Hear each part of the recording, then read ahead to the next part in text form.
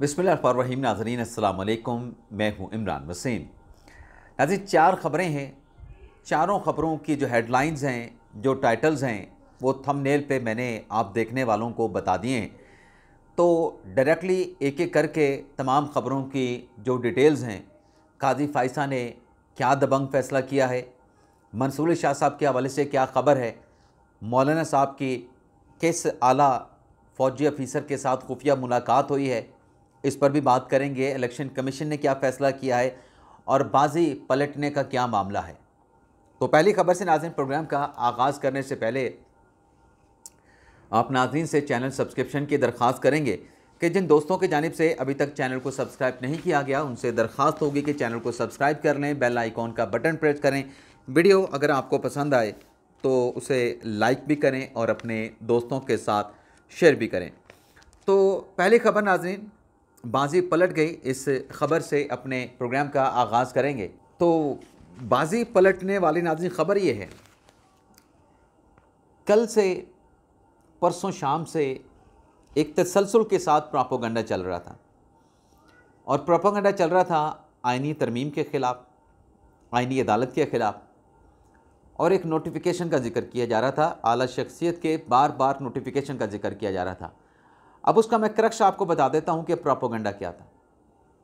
Propaganda ये था कि एक तो नोटिफिकेशन हो रहा है, किसी अहम ओहदेदार का बड़ा जल्द हुकूमत को पैगाम दे दिया, हुकूमत के साथ मुलाकात हो गई और आइनी तरमीम या जो आइनी अदालत है वो हुकूमत के एजेंडे पे नहीं रही।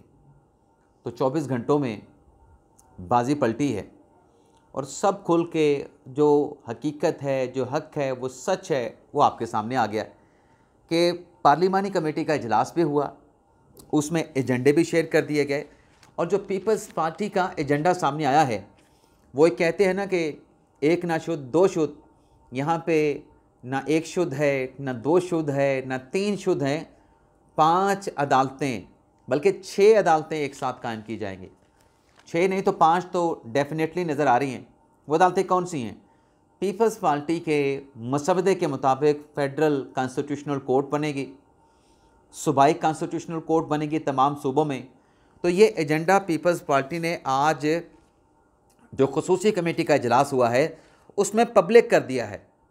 अब ये तमाम जो प्रोपेगेंडा किया गया कि नहीं हुकूमत के एजेंडे पे नहीं, और अपने आप को सेफ रखने कहा गया कि आज के दिन तक का है, ये खबर आज के दिन तक की है। यानी ऐसी केड़ी खबर होती है, कौन सी खबर होती है कि बस ये 2 घंटे की खबर है, उसके बाद प्लान चेंज भी हो सकता है। मतलब हुकूमत आईनी तरमीम करने जा रही है, ये तो मार्च से बात चली आ रही है। मार्च से लेके आज तक तो हुकूमत ने नहीं कहा, कोई हुकूमत का बाज़ाब्ता स्टेटमेंट नहीं आया। उन्हीं की ज़बान में जो बात करते हैं कि काजी फ़ाइसा साहब ने तो इनकार नहीं किया 3 साल की एक्सटेंशन लेने का, वो स्टेटमेंट दे दें। क्या हुकूमत ने किसी जगह पे इनकार किया? हुकूमत ने इनकार किया कि हम आइनी तरमीम नहीं करने जा रहे, हमारे एजेंडे पे नहीं है। अब इनके मौक़िफ़ में तज़ादात देखें जो हम तो बड़ी आसानी के साथ पकड़ लेते हैं। अब एक और तज़ाद आप देखें कि काजी फ़ाइसा साहब को ये बैट के निशान वाली नज़रसानी सुनने की क्या जल्दी है। यानी वो ये चाहते हैं कि काजी फ़ाइसा साहब रिटायर्ड हो जाएं, उनके जाने के बाद, अब ऑथर जज काजी फ़ाइसा साहब हैं, वो ये चाहते हैं उनके जाने के बाद कोई नया बेंच बने, उसमें ऑथर जज काजी फ़ाइसा ना हो और वो रिटायर होकर घर जा चुका हो, फिर ये नज़रसानी सुनी जाए। अब यहाँ पे आप देखें कि कितनी बड़ी कंट्राडिक्शन है, इनके कौलो फेल में तजाद है। 63 में तो चाहते हैं कि मुनीब अख्तर साहब ऑथर जज बैठें, लेकिन जो बल्ले के निशान वाला केस है जो कि एक्चुअली इंटर पार्टी इलेक्शन का मुकदमा है, उसमें चाहते हैं कि काजी फ़ाइसा साहब ना सुने, अब उनकी रिटायरमेंट के बाद सुना जाए। लेकिन बहरहाल झूठे साबित हुए, झूठा प्रोपेगेंडा साबित हुआ। और अब से कुछ देर पहले मौलाना फजल रहमान साहब की बिलावल भुट्टो ज़रदारी के साथ मुलाकात हुई है। बिलावल ज़रदारी साहब मौलाना साहब के घर गए हैं, लेकिन इस आइनी तरमीम के हवाले से, आइनी पैकेज के हवाले से बिलावल भुट्टो ज़रदारी साहब ने वाज़ेह कर दिया है कि पाकिस्तान तहरीक इंसाफ एक तरफ वक्त मांगती है, दूसरी तरफ धमकियाँ भी दे रही है। और उन्होंने, बिलावल ज़रदारी ने ये बात वाज़ेह तौर पे कह दी है कि जो PTI का एजेंडा लगता है वो ताख़ीरी हरबे इस्तेमाल कर रही है, वो नहीं चाहती आइनी तरमीम हो। लेकिन बिलावल ज़रदारी ने कहा कि हम SCO के बाद भी कर सकते हैं, 25 अक्टूबर से पहले, SCO की कॉन्फ्रेंस के बाद और SCO की कॉन्फ्रेंस से पहले भी कर सकते हैं, हमारे पास नंबर मौजूद है। अब नंबर मौजूद होने की जो बात है नाज़रीन, बिलावल साहब ने मौलाना साहब के साथ मुलाकात कर ली, मुलाकात बड़ी अच्छी रही, बड़ा अच्छा वेलकम किया मौलाना साहब ने बिलावल भुट्टो ज़रदारी साहब का। लेकिन नाज़रीन एक और भी मौलाना साहब ने मुलाकात की है। ये नाज़रीन मुलाकात मौलाना साहब ने जो की है उसकी डिटेल मैं जो आपके सामने शेयर करने जा रहा हूँ। लेकिन मौलाना फजल रहमान साहब ने ख़ुद भी कहा है कि एजेंडा आ चुका है हुकूमत का। अब जो पीपल्स पार्टी का और हमारा जो एजेंडा है, मतलब JUI इस्लाम का जो एजेंडा है, मसवदा मतलब एजेंडा कह रहा हूँ, जो मसवदा है उसके ऊपर गौर व खौज करके जो है वो मामलात को तय किया जाएगा। अब ये जो ख़बर चल रही है मौलाना साहब की, उसमें नाज़रीन खुफिया मुलाकात की, उसकी डिटेल ये हैं कि मौलाना फजल रहमान साहब ने इस्लामाबाद के सेक्टर F7 में गालिबन मालगरा रोड पे, अगर मैं लोकेशन के हवाले से गलत नहीं हूँ, लेकिन घर F7 में ही है, F7 नहीं F6 में। तो मौलाना साहब ने मुलाकात की है मेजर रिटायर्ड आमिर के घर मुलाकात की है। और ये मुलाकात जहाँ पे, इस मुलाकात में मेजर रिटायर्ड आमिर साहब मौजूद थे या नहीं थे, लेकिन ज़ाहिर सी बात है कि मुलाकात हुई है तो उसमें वो भी मौजूद होंगे। लेकिन इस मुलाकात में चौधरी निसार भी मतलब के साथ भी मुलाकात हुई है मौलाना साहब की, और इस मुलाकात में आइनी तरमीम के तबादला ख्याल किया गया है। तीनों रहनुमाओं का मुल्की सूरत हाल और बहरान से निकलने के लिए कौमी इत्तफाक राय पैदा करने पर इत्तफाक हुआ है। कौमी इशूज़ पर एक मेज़ पर बैठना होगा ताकि अंदरूनी बैरूनी ख़तरात का मुकाबला किया जा सके।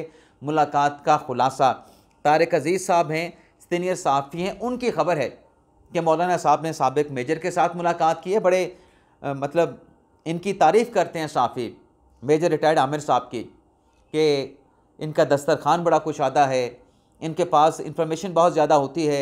आप इनके साथ मुलाकात पे जाएं, आप इनके साथ मतलब मुलाकात आप करें तो आपको इस्लामाबाद में चल क्या रहा है, बंद कमरों में या इक़्तिदार के ऐवानों में या बाअसर हलकों में, तो सारी ख़बरें मेजर आमिर साहब के पास होती हैं। तो इस बिलावल के साथ मुलाकात से पहले मौलाना साहब की मुलाकात मेजर आमिर साहब के साथ भी हुई है और चौधरी निसार अली ख़ान साहब के साथ भी हुई है। तो दूसरी ख़बर भी आपके साथ हमने शेयर कर ली कि मौलाना साहब की खुफिया मुलाकात। अब आ जाते हैं नाज़रीन इलेक्शन कमीशन वाली ख़बर पर। इलेक्शन कमीशन नाज़रीन आप जानते हैं कि सुप्रीम कोर्ट ने मखसूस नशिस्तों के हवाले से फ़ैसला दिया, और मखसूस नशिस्तों के फ़ैसले के बाद इलेक्शन कमीशन नज़रसानी में जा चुका है। यानी सुप्रीम कोर्ट के फ़ैसले के ख़िलाफ़ नज़रसानी की दरख्वास्त इलेक्शन कमीशन की पेंडिंग है, नून लीग की पेंडिंग है, पीपल्स पार्टी की पेंडिंग है, और किसी और की भी एक आध दरख्वास्त है जो कि 63 अपने मखसूस नशिस्तों के फ़ैसले के ख़िलाफ़ पेंडिंग है। अब उस फैसले के बाद जो मुख्तलिफ इजलास हुए इलेक्शन कमीशन ऑफ पाकिस्तान के तफसीली फ़ैसला सुप्रीम कोर्ट का आ गया है, इस पर गौर किया जा रहा है।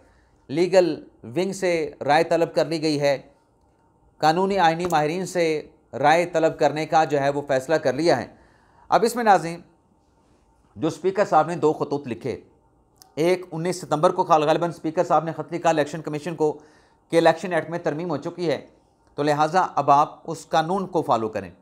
फिर अभी चंद रोज़ पहले स्पीकर साहब ने दूसरा ख़त लिखा रिमाइंडर का कि पार्लियामेंट में मौजूद सियासी जमातों के जो पार्लिमानी लीडर हैं उनकी तरफ से कहा जा रहा है कि इलेक्शन कमीशन मखसूस नशिस्तों के मामले पर कानून में तब्दीली के बाद अमल नहीं कर रहा। तो उस पर आज इजलास था। आज के इजलास के हवाले से आज जो खबरें चलीं, अब वो खबरें क्या थीं? वो खबरें ये थीं कि इजलास जो है वो मुलतवी कर दिया गया। उसकी वजह ये बताई गई कि जो मेंबर बलोचिस्तान है और मेंबर जो सिंध हैं वो मौजूद नहीं थे। उनकी अदम दस्तियाबी पे अब ये जो इजलास है SCO कॉन्फ्रेंस के बाद दोबारा किया जाएगा। स्पीकर साहब के ख़त पे दोबारा गौर किया जाएगा। और ये भी ख़बर में शामिल है कि मुशावरत के बाद जो मुशावरत है वो मुशावरत जारी रखने का जो है वो फ़ैसला किया गया है। और ये भी ख़बरें चली हैं कि मखसूस नशिस्तों की अलॉटमेंट के मामले पे इलेक्शन कमीशन के अरकान में इख्तलाफ पाया जाता है। अब ख़बर क्या है नाज़रीन? ज़ाहिर सी बात है कि एक्चुअल ये तो चीज़ें चल रही हैं, लेकिन अंदर की खबर क्या है? अंदर की खबर नाज़रीन ये है कि इलेक्शन कमीशन के अरकान में ये जो मखसूस नशिस्तों का जो मामला है, सुप्रीम कोर्ट का जो फ़ैसला है और जो पार्लियामेंट ने कानून साजी की है, उस कानून साजी के बाद जो इलेक्शन कमीशन के लीगल विंग ने इलेक्शन कमीशन को जो ब्रीफिंग दी है, उस ब्रीफिंग में बड़ा वाज़ेह तौर पे कहा गया है कि पहले वाली पोजीशन बहाल हो गई है। जिन अरकान को डी नोटिफाई किया गया, जो मखसूस नशिस्तों पे इलेक्ट हुए थे, और कानून में अब जो कह दिया गया है कि एक बार जिसने एफिडेविट दे दिया, किसी सियासी जमात में चला गया, उसका उस सियासी जमात में शमूलियत का फ़ैसला रिवर्स नहीं हो सकता किसी सूरत में भी। और जो आज़ाद हैसियत में इलेक्शन लड़ा है वो आज़ाद ही रहेगा। वो दूसरी सियासी जमात में तो जा सकता है, लेकिन उसे किसी सियासी जमात का उम्मीदवार डिक्लेयर नहीं किया जा सकता। और जिस जमात ने मखसूस नशिस्तों की फ़हरिस्त नहीं दी, उसको मखसूस नशिस्तें नहीं दी जा सकती। अब ये कानून आ चुका है और इस पर इलेक्शन कमीशन का लीगल विंग इलेक्शन कमीशन को ब्रीफ भी कर चुका है। तो ये जो इख्तलाफात की ख़बरें हैं, मुशावरत की ख़बरें हैं और लीगल विंग से राय तलब करने की ख़बरें हैं, मेरी ख़बर ये है कि ये सारा प्रोसेस मुकम्मल हो चुका है। सुप्रीम कोर्ट के तफसीली फ़ैसले के बाद जो 8 ग़ालिबन नशिस्तें, बैठकें इलेक्शन कमीशन के अरकान की हुई थी, उसमें तमाम ये जो थॉट प्रोसेस है, क्या करना है क्या नहीं करना, वो मुकम्मल किया जा चुका है। मुशावरत मुकम्मल हो चुकी है। आइनी माहिरीन से जो राय ली गई थी उसको भी देखा जा चुका है। और ख़बर यह है कि इलेक्शन कमीशन अपना फ़ैसला कर चुका है। अब इलेक्शन कमीशन ने वो फ़ैसला सिर्फ अनाउंस करना है एक इनफॉर्मल या फॉर्मल से मीटिंग करके। अब फ़ैसला क्या है, फ़ैसले के बारे में नाज़िम मुझे नहीं पता, लेकिन इख्तलाफ वाली बात जैसे लोग बताते हैं कि अरकान में बहुत इख्तलाफ पाया जाता है, तो ये भी मुझे जो थोड़ी बहुत मुझे इत्तलात हैं तो कोई ऐसा वैसा इख्तलाफ भी नहीं है और पॉजिटिव ख़बर है। मेरे पास जो हिंट है वो पॉजिटिव ख़बर का है। तो देखते हैं एससीओ कॉन्फ्रेंस के बाद दोबारा इजलास होता है या फिर इजलास से पहले हो सकता है कि इलेक्शन कमीशन की खबर ही आ जाए कि हम स्पीकर के ख़त पर ये फ़ैसला कर रहे हैं। खबर भी आ सकती है नाज़रीन। अगली खबर नाज़रीन आ जाते हैं जो काजी फैसल साहब का दबंग फ़ैसला है, लेकिन इसमें नाज़रीन एक माफ़ी का एलिमेंट भी है। अब वो माफ़ी क्या है, उस पर आने से पहले काजी फैसल साहब ने नाज़रीन जो फ़ैसला किया है, उस फ़ैसले को काजी साहब के जो अपने मुखालफीन हैं वो भी एडमिट कर रहे हैं, उस फ़ैसले की तारीफ़ें कर रहे हैं कि ये काजी फैसल साहब ने बड़ा दिलेराना फ़ैसला किया है। अब फ़ैसला नाज़रीन क्या है, उस पर आने से पहले मैं थोड़ा सा आपको माजी में लेके जाऊंगा। आज काजी फैसल साहब की रिटायरमेंट है, तो जब बंदियाल साहब रिटायर हो रहे थे, साबिक़ चीफ जस्टिस मर्तज़ा बंदियाल साहब, जैसे आज ये खबर सामने आई है कि काजी फैसल साहब का जो रेफरेंस है उनकी ईव ऑफ रिटायरमेंट पे जो एक रेफरेंस होता है वो 25 अक्टूबर को मुनक्कद किया जाएगा। इससे पहले जब बंदियाल साहब रिटायर हो रहे थे तो बंदियाल साहब ने रेफरेंस ना लेने का फ़ैसला किया था, और उसकी शायद जो वजह हमें समझ आ रही थी कि एक तो वकला की तकरीरें होंगी, क्योंकि फुल कोर्ट रेफरेंस में कुछ तकरीरें होती हैं। चीफ जस्टिस तो खिताब करता ही करता है, चाहे वो जाने वाला है वो भी खिताब करते हैं, साथ में सीनियर प्यूनी जज जिसने चीफ जस्टिस बनना होता है वो भी खिताब करते हैं, और फिर साथ में vice chairman Pakistan bar council, chairman Pakistan bar council जो कि अटॉर्नी जनरल होते हैं, और सुप्रीम कोर्ट बार के सदर खिताब करते हैं।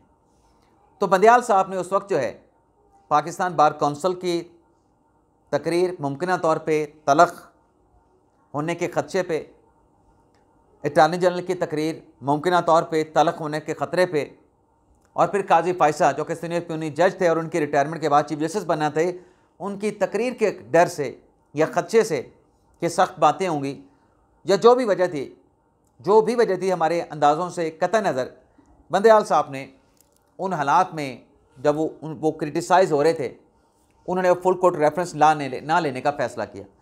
उन्होंने फुल कोर्ट रेफरेंस नहीं लिया। अब काजी फैसल साहब के ख़िलाफ़ भी एक झूठा महाज लोगों ने बना रखा है। कुछ इख्तलाफात की ख़बरें भी हैं, ये मीडिया पे झूठे महाज की बात कर रहा हूँ, और छोटे से सेक्शन है, यानी कि पूरा मीडिया।